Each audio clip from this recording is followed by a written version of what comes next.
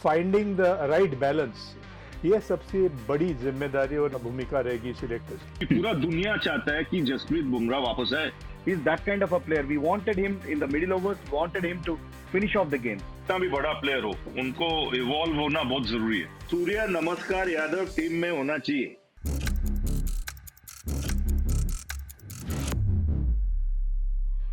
तो इससे बेहतर पैनल हम तैयार कर नहीं सकते थे सिलेक्शन डे के लिए. 2013 जब आखिरी बार हमने एक आईसीसी ट्रॉफी जीती थी, तब संदीप पाटिल चीफ सिलेक्टर थे. कुछ बड़े फैसले तब दिए गए थे. 2019 में एमएसके प्रसाद चीफ सिलेक्टर थे और रवि शास्त्री, जो कि जानते हैं कि क्या शायद कुछ सही फैसले लिए जाएं कि एक परफेक्ट टीम तैयार हो. 2019 के हेड कोच, सभी सीनियर्स को देखा है, जूनियर्स को काफी हद तक इनकी टेन्योर में जगह मिली थी. बहुत बहुत शुक्रिया आप तीनों का साथ जुड़ने के लिए. आज सिलेक्टर्स की भूमिका निभाएंगे सब. रवि भाई, सबसे पहले क्या पिछला साल डेढ़ साल जो गुजरा है, जो थोड़ी चोट की इतनी बड़ी बड़ी समस्या रही है कुछ खिलाड़ियों को, क्या वर्ल्ड कप से ठीक 2 महीने पहले जवाबों से ज्यादा सवाल है भारतीय टीम के सामने? नहीं, मेरे ख्याल में इतना टेंशन नहीं लेना चाहिए. जो 17-18 जन है वो ऑटोमेटिकली पिक करते हैं अपने आप को. मेरे ख्याल में सिलेक्टर्स भी 18-19 के बाहर ज्यादा नहीं देखेंगे. अब ये देखना है कि जो प्लेयर्स 18-19 प्लेयर्स है वो सब फिट है कि नहीं. और ये मैं इंक्लूड करता हूँ इसमें श्रेयस अय्यर, केएल राहुल, जसप्रीत बुमराह जो वापस आए इंजरी से. तो ये 18-19 पकड़ो, उसके बाद देखो जो एब्सोल्युटली फिट है और वहां से पिक करो. सैंडी भाई, 2013 में काफी हद तक एक ट्रांजिशन थी. बहुत सीनियर दिग्गज खिलाड़ी 11 वर्ल्ड कप के बाद, 12 के बाद कई आगे बढ़े. कुछ को आपने आपके जो सिलेक्शन पैनल है उसने ड्रॉप भी किया और 2013 में चैंपियंस ट्रॉफी जीती भारतीय टीम ने. अगर आप अभी आज इस सिलेक्शन मीटिंग में बैठे हैं तो आपके मन में सबसे बड़ा सवाल और चैलेंज क्या है? सबसे बड़ा सवाल या चैलेंज ऐसी कोई बात नहीं है जतिन, क्योंकि I think we are on the right track. काफ़ी कोशिशें हुई है. अगर पिछले 6 महीने की बात करें तो काफ़ी एक्सपेरिमेंट्स हुए हैं. जब बात होती है इंजरीज की, इंजरीज तो part and parcel of cricket है. विश्व क्रिकेट की तरफ अगर आप देखें तो ऐसा कोई टीम या ऐसा कोई खिलाड़ी नहीं कि जो इंजरी से गुजरा नहीं है. मुझे लगता है finding the right balance, team का अच्छा चयन होना, बैलेंस अच्छा होना, ये सबसे बड़ी जिम्मेदारी और ये सबसे बड़ी मुझे लगता है कि भूमिका रहेगी सिलेक्टर्स की. चलिए, आज फिर से एमएसके वही भूमिका निभानी पड़ेगी.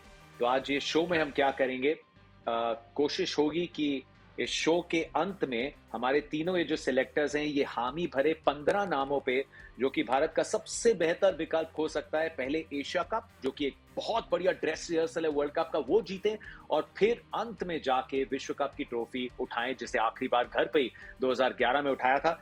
तो कुछ नामों के साथ शुरुआत करता हूं, जो नाम शायद अपने आप को पिक करते हैं, जो सबसे पहले लिखे जाएंगे. जब 15 खिलाड़ियों के दल की घोषणा होगी तो फिर जोर से या तो हाँ बोल दीजिएगा या फिर थम्स अप दे दीजिएगा. पहला नाम हमारे कप्तान रोहित शर्मा का. यस. ये अपनी लेगेसी स्थापित करने का ये बहुत बड़ा मौका है रोहित शर्मा के पास. सब कुछ बड़ी प्रतियोगिताओं में कप्तानी की भी है. उनके बाद आएंगे इस टीम के सेनापति, विश्व कप 2011 में जीता था एज अ जूनियर. अब एज अ सीनियर एक डोमिनेंस की कहानी अपने बैट से लिखना चाहेंगे विराट कोहली. यस. रवि भाई, पिछले 10 सालों में जो महारत हासिल है विराट कोहली को, इस फॉर्मेट में शायद कोई सानी नहीं, कोई विराट जैसा खेल नहीं पाया है. Absolute genius. लेकिन जैसे थोड़ा ओडीआई क्रिकेट हमने देखा है पिछले 4 या 5 सालों में आगे बढ़ा है, जिस रंग गति पे खेला जा रहा है, जिस अटैकिंग अंदाज से खेला जा रहा है, क्या विराट का फॉर्मूला जिसने इतनी सफलता दिलाई है वही चलेगा या फिर उसमें इजाफा, उसमें थोड़ी और तेजी, क्या कुछ बदलाव की गुंजाइश? आप क्या बात करते हैं उनसे अगर वहां मौजूद हो तो? देख, सब प्लेयर को, जो भी कितना भी बड़ा प्लेयर हो, उनको इवॉल्व होना बहुत जरूरी है. क्योंकि जो मॉडर्न ट्रेंड है उसके साथ कनेक्शन रखना बहुत जरूरी है. आप जो रूट को देखो, स्टीव स्मिथ को देखो, विलियमसन को भी देखो, कभी कभी कैसा इम्प्रोवाइज करने ट्राई करते हैं. और मेरे ख्याल में विराट किया है इन द लास्ट 3-4 years, लेकिन करता रहना पड़ेगा. कभी कभी you have to add to your armoury. मतलब उनके पास अगर रेंज ऑफ शॉट्स से अगर ऐड करना है, 1-2 शॉट्स करना पड़ेगा. वो रिस्क लेना पड़ेगा, थोड़ा कंफर्ट जोन के बाहर आना पड़ेगा अगर वो तेजी के साथ रन बनाना है. तो फिर तो मेरे ख्याल में सिर्फ विराट नहीं, ये सब बैट्समैन के लिए. इवॉल्व करना बहुत जरूरी है, क्योंकि अगर आप मॉडर्न ट्रेंड देखेंगे, इंग्लैंड कैसा जीता वर्ल्ड कप लास्ट टाइम, कैसे जीते वो T20 वर्ल्ड कप, ये इसी सोच के साथ कि अगर पहले 10 ओवर या पहले 15 ओवर में हमारा स्ट्रेटेजी ये है, तो हमको ऐसे प्लेयर्स पिक करना है वो 15 ओवर के लिए जो वैसे खेलेंगे। जो प्लेयर पिछले 5 साल में क्या किया है वो सब हमको नहीं देखना है। ये 15 ओवर में कैसा है, इतना रन अगर बनाना होगा, कौन से प्लेयर्स चांस लेंगे, खेल सकते हैं वो तरीके से वो खेलेंगे, इसलिए वो सक्सेसफुल रहे। क्योंकि जो वनडे कॉन्सेप्ट जो था उन्होंने चेंज किया इंग्लैंड जी, जैसा श्रीलंका ने चेंज किया था 96 में। ऐसा आता है समय जब साइड्स ट्राई डिफरेंट थिंग्स, और इंग्लैंड ने किया तो बाकी साइड्स भी का सोच यही रहेगा। Very good. पहले थोड़ी सोच बदलिए, थोड़ा अंदाज बदलिए, और इनसे बेहतर खिलाड़ी मिलेंगे नहीं आपको इसको प्रैक्टिकलिटी में इसको एग्जीक्यूट करने के लिए। अगला नाम जो कि शायद अपने आप को खुद पिक करते हैं, 1983 की टीम ऑलराउंडर्स से लैस थी, लेकिन यहाँ पे अब फुली फिट एक हार्दिक पांड्या के आने से थोड़ा ऐसा प्रतीत होता है कि भारत के पास एक सुनिश्चित ऑलराउंडर है। Show off hands, Hardik Pandya. Yes, automatic obvious choice. Sandy भाई, हार्दिक पांड्या हम जानते हैं एक प्रॉपर ऑलराउंडर के रूप में, और हाल ही में काफी बॉलिंग करते हुए भी देखा है, लेकिन बल्लेबाजी में अगर बात करें, क्या आपको लगा कि वेस्ट इंडीज में क्या टीम की थोड़ी सोच है हार्दिक पांड्या का रोल हल्का सा बदलने की? आपके लिए बेस्ट रोल क्या है? क्या 5 पे थोड़ा आके मिडिल ओवर्स में गाइड करके फिनिश में जाएं, या फिर 6 पे हार्दिक पांड्या आखिरी 15-20 ओवर के बड़े फिनिशर के तौर पे भारतीय टीम के लिए सही क्या रहेगा आपके हिसाब से? आई थिंक बल्लेबाजों के लिए गुरु मंत्र यही है कि ऑक्यूपाइंग द क्रीज, चाहे रोहित शर्मा हो, विराट कोहली हो, जो भी हो, अगर आप क्रीज के ऊपर अपने पैर जमाते हो, फिर कोई भी सिचुएशन में आप बैटिंग कर सकते हो। रही बात फिनिशर की, मुझे लगता है कि हार्दिक पांड्या ने काफ़ी अच्छी बल्लेबाजी, जब वो गुजरात टाइटंस के कप्तान कर रहे थे आईपीएल में, उनने काफ़ी अच्छी तरह से रोल निभाया। एक पूरी जिम्मेदारी के साथ उन्होंने कोशिश भी की। लेकिन मैं हार्दिक पांड्या की तरफ देखना चाहूँगा as an allrounder, not as a pure batsman. Allrounder, गेंदबाजी चाहिए, बल्लेबाजी चाहिए। अब सीनियर जो खिलाड़ी हैं उसका हिस्सा है, और फिनिशर वही जो चाहे 2 नंबर से खत्म करे या 4 नंबर से खत्म करे, जो खत्म करे मुकाबलों को। अगला जो नाम है, जो चौथा नाम सिलेक्टर्स के सामने रख रहे हैं, रविंद्र जाडेजा। शायद कोई सिरदर्दी नहीं, कोई टेंशन नहीं। मेरे ख्याल में वर्ल्ड का, दुनिया का सबसे नंबर 1 ऑलराउंडर है सब फॉर्मेट में। और एमएसके, क्या रविंद्र जाडेजा हम नंबर 7 पे देखते हैं उनको अमूमन टीम में, लेकिन अगर आवश्यकता आन पड़ी तो क्या भारतीय टीम उनकी बल्लेबाजी का थोड़ा और फायदा उठा सकती है एज अ फ्लोटर, ऊपर थोड़ा मिडिल ऑर्डर में यूज करके? अनडाउटेडली अभी तक देखिए almost is close to a decade with Indian cricket, तो ही इतना एक्सपीरियंस आ गया उनके पास। और इवन टेस्ट फॉर्मेट में, कौन सा भी फॉर्मेट ले लीजिए आप, वो नंबर 1 रैंकिंग में अभी as an allrounder. So he can play any position. जैसा वो टेस्ट क्रिकेट में लास्ट 3-4 इयर्स उसका कंसिस्टेंसी देखे तो it's been phenomenal. So that's why he can fit into any role चाहिए तो, क्योंकि ऊपर हमारा टॉप 4-5 में लेफ्ट हैंडर्स नहीं है, तो इसलिए अगर मौका मिले तो उसको ऊपर भी भेज सकता है।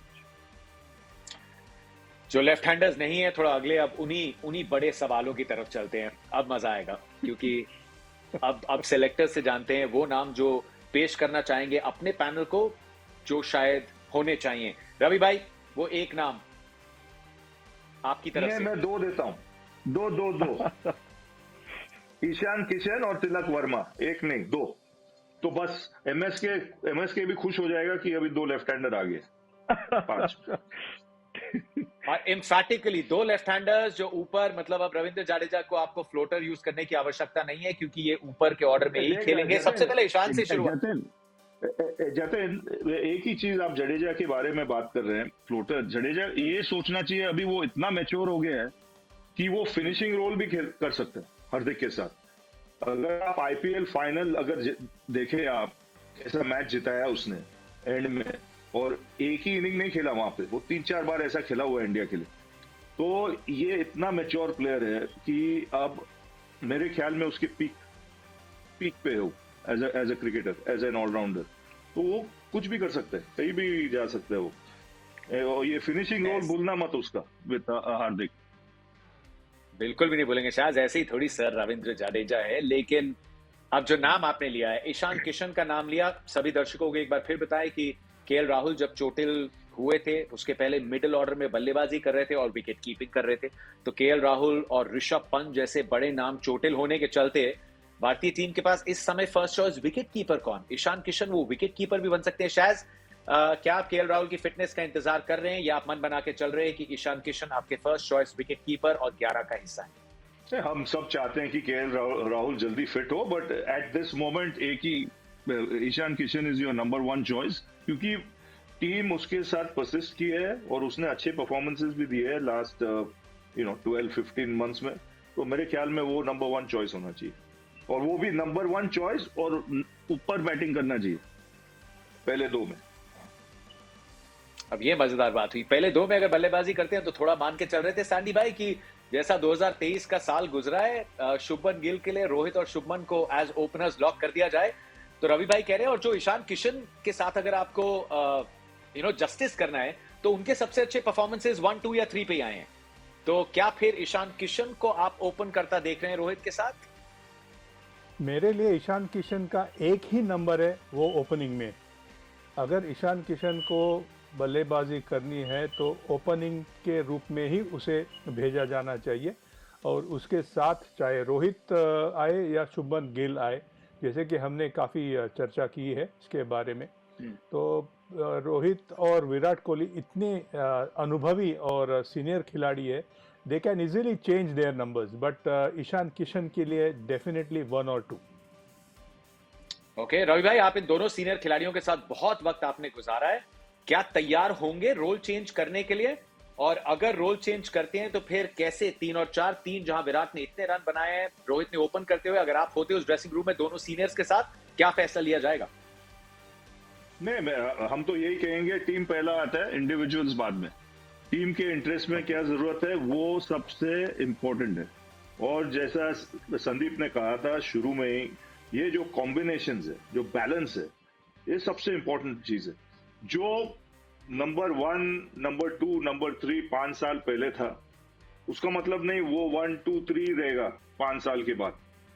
ये देखना चाहिए कौन सा प्लेयर अब गर्म है, कौन सा प्लेयर ये पोजीशन पे खेल सकता है, कौन सा प्लेयर के पास एक्सपीरियंस है to adapt to any number, जैसा रोहित हो या विराट हो। वो उनके लिए एडजस्टमेंट करना मुश्किल नहीं है, लेकिन ईशान किशन को एडजस्ट करना या शुभमन गिल को एडजस्ट करना इतना आसान नहीं, क्योंकि उनके पास इतना एक्सपीरियंस नहीं है। तो ये सोचना पड़ेगा आपको, और यहां पे टीम को आगे डालना चाहिए, इंडिविजुअल्स। तो 3 पे रोहित, 4 पे विराट, एमएसके, क्या पहले भी इसकी कभी बातचीत हुई है? वो Whatever. They can decide. जो भी इधर एक मैं ऐड करना चाहता हूँ जतिन, जैसा रवि भाई इनिशियली बोल रहा था कि what is it for Virat in this world cup, ये वर्ल्ड कप में क्या देखना चाहते हैं विराट से हम लोग। I think we have seen enough of him, he's been phenomenal, maybe probably one of the greatest of all times at number 3।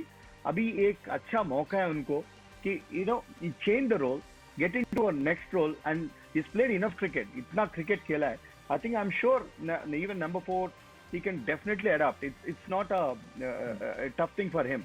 I think Ravi bhai will definitely accept with us. Even in 2019 हम लोग ये सोच रहा था कि how can we take Virat, we want to see Virat finishing the games, getting an opportunity to finish the games also, because he's that kind of a player. We wanted him in the middle overs, we wanted him to finish off the games.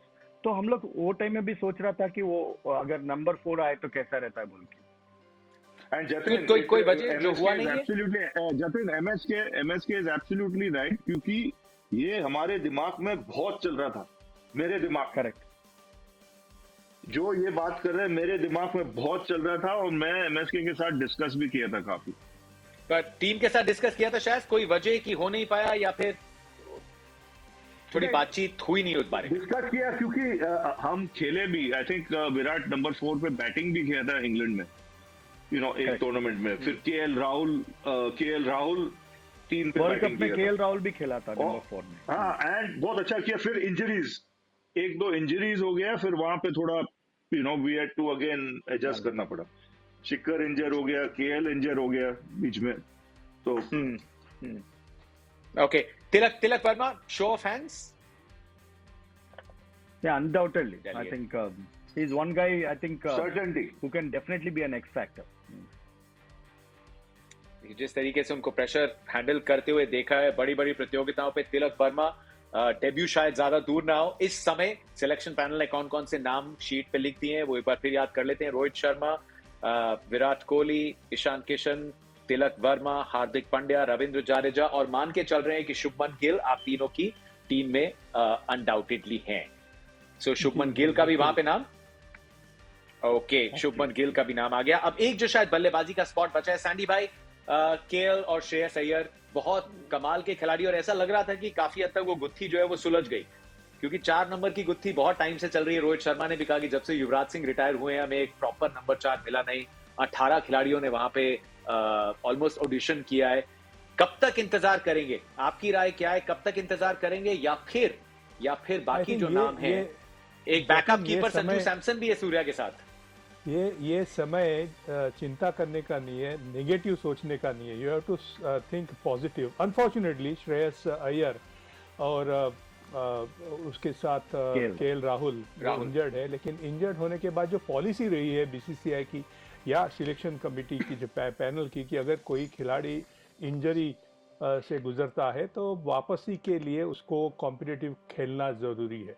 So rather than talking and discussing Shreyas and KL Rahul, we should look at those who are fit, those who are in the team, those who are performing. So I would definitely मैं नाम लूंगा सूर्य कुमार यादव का। Surya Kumar Yadav, enigma, 100%। थोड़ा जरूर इंतजार। Jatin, no argument, सूर्य नमस्कार Yadav team में होना चाहिए।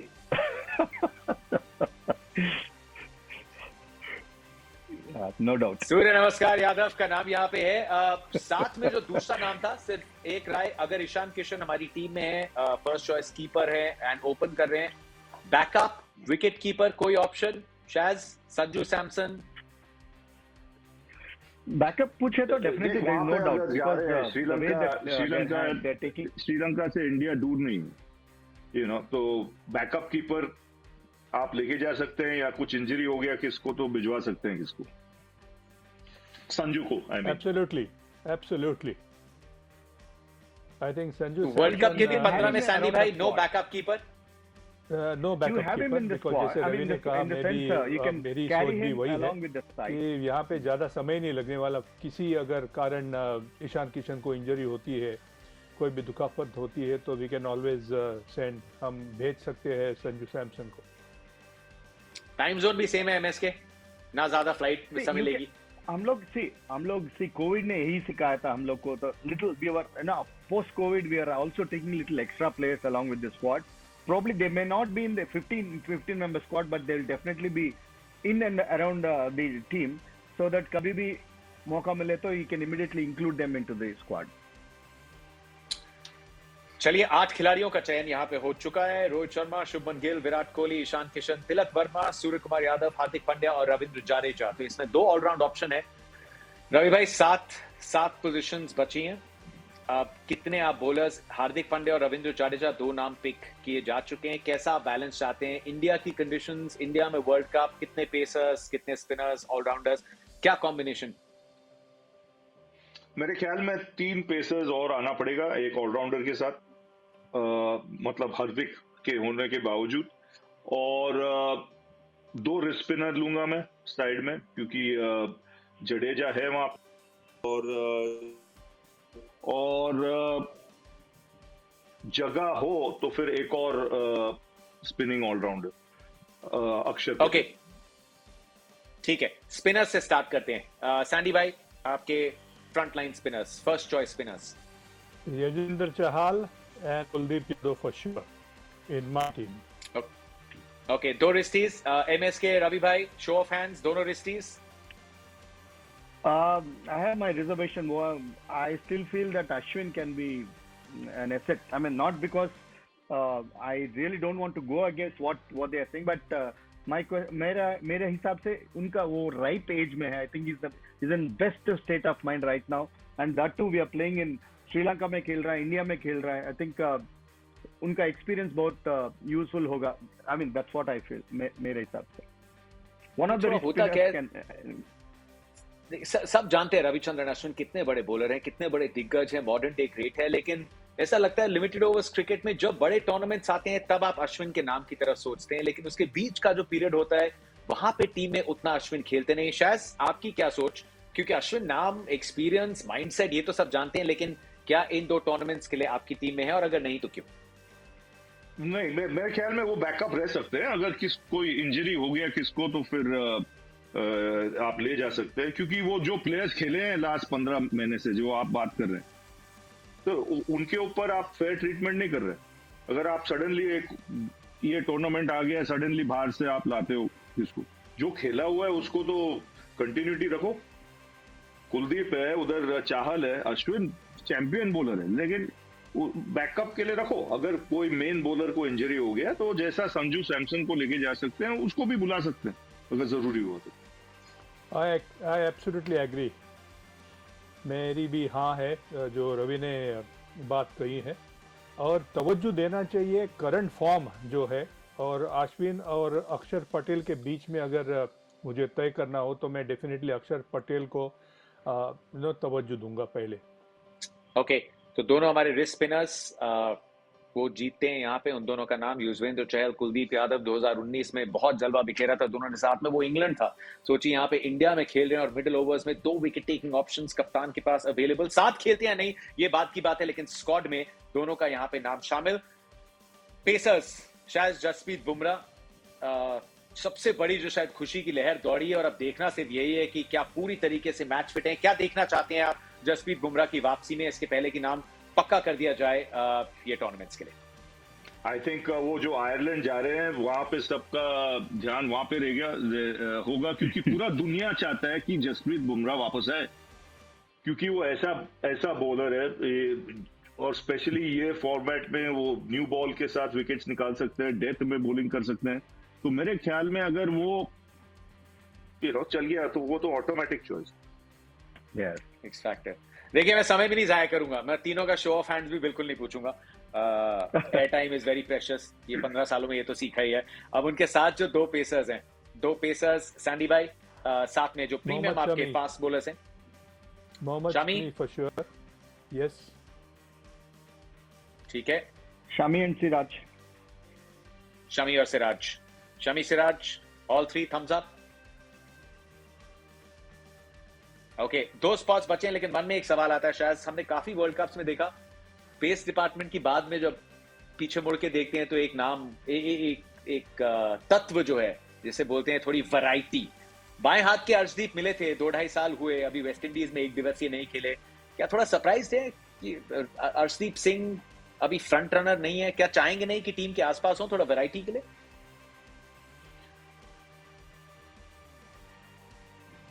रवि भाई, देख साइड जो आप देखें, क्योंकि अर्शदीप का मेन परफॉर्मेंसेस ज्यादा है T20 क्रिकेट में. ये यहाँ पे 10 ओवर डालना है, तो आपके पास है 3 बॉलर जो एक्सपीरियंस्ड है, ट्राइड एंड टेस्टेड है, सिराज, शमी और बुमराह. तो मेरे ख्याल में अगर आपको ऐड करना है किसको, एक ऑलराउंडर ऐड करो, जैसा शार्दुल ठाकुर है, उनको ऐड कर सकते हैं. हार्दिक पांड्या तो है ही, लेकिन शार्दुल आ सकेगा वहां पे, वो ठीक रहेगा. बैलेंस, क्योंकि बैलेंस का बहुत जरूरी, क्योंकि अर्शदीप जब आता है वो सिर्फ बॉलर है, बैटिंग कुछ नहीं है ज्यादा, या फील्डिंग कुछ नहीं है ज्यादा.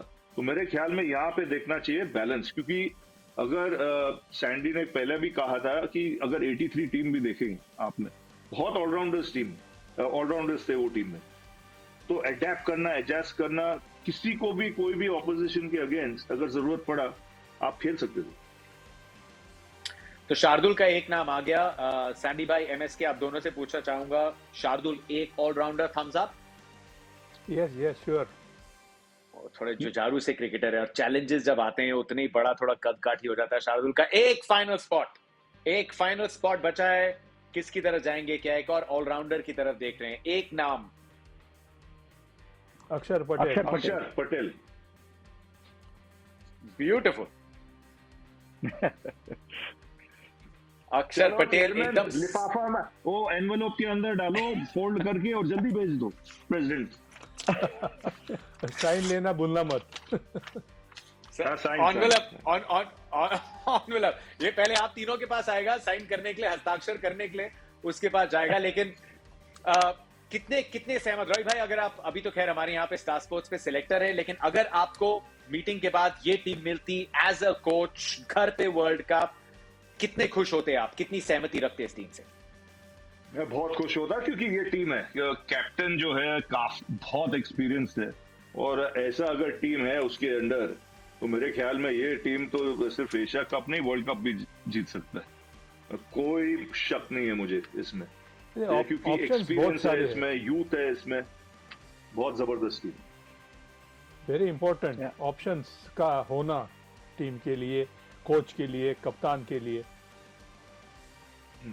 देखिए पहली कड़ी होती है कोई भी प्रतियोगिता जीतने में, ऑलराउंडर्स, बिल्कुल जैसा आपने कहा। और तिलक का जो हमने नाम लिया, हमें पूरे बैटिंग ऑर्डर में अक्सर मिलते नहीं, लेकिन अभी 50 दिन के आसपास हैं, थोड़ी अगर और गेंदबाजी 1, 2, 3 ओवर जो भी, कम से कम कोई एक ऑप्शन है जो थोड़ा अपना हाथ घुमा सकता है। तो स्टार स्पोर्ट्स के आज सिलेक्शन डे, हमारे सिलेक्शन पैनल, और इससे बेहतर पैनल मिलता नहीं, 2 पूर्व चीफ सिलेक्टर्स, पूर्व हेड कोच ने चयन किया इस टीम का, और उम्मीद करते हैं कि रोहित शर्मा को भी पसंद आए जब वो देखे हमारा प्रसारण। रोहित शर्मा कप्तान, बड़ा हिस्सा हो सकता है उनकी कप्तानी की लेगेसी का ये विश्व कप। शुभमन गिल, विराट कोहली और ईशान किशन के साथ भारत का टॉप 4।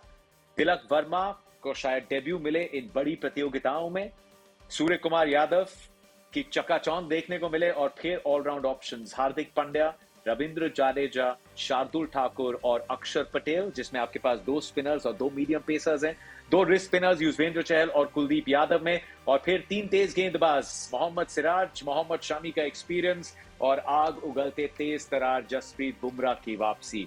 ये 15 खिलाड़ियों का दल जिसका आज यहाँ चयन किया गया है। कुछ दिनों में अजीत आगरकर का सिलेक्शन पैनल क्या चयन करता है वो भी सामने आ जाएगा, लेकिन हमारे दर्शक जो है, असली चेयरमैन हमारे स्टार स्पोर्ट्स नेटवर्क पे तो वही है।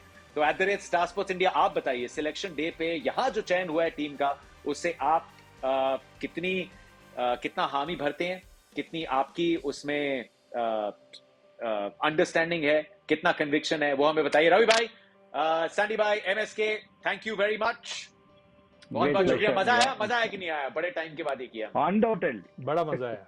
अरे बहुत मजा आया, और आपने जिसको भेजा है वो लिफाफा, वो भी वर्ल्ड कप विनर है भाई, प्रेसिडेंट है बोर्ड का। There we go, fingers crossed। उम्मीद यही है कि हम इस शो का थोड़ा रीरन चलाएं और फिर साथ में जुड़े यहाँ 3 महीने के बाद, और शो कर रहे हो कि 10 साल से जो इंतजार है, 11 के बाद जो वर्ल्ड कप नहीं जीता वो खत्म हो गया। कोई ओपन टॉप बस टूर हो रहा हो मुंबई में, और वहां से लाइव कवरेज लेके आए। That's what we're hoping for। बहुत बहुत शुक्रिया सैंडी भाई, रवि भाई और MS के साथ जुड़ने के लिए। अपनी टीम्स भेजिए हमें @स्टार स्पोर्ट्स इंडिया। जल्द मुलाकात होगी जिस दिन भारतीय दल की घोषणा की जाएगी। I'm as bad as they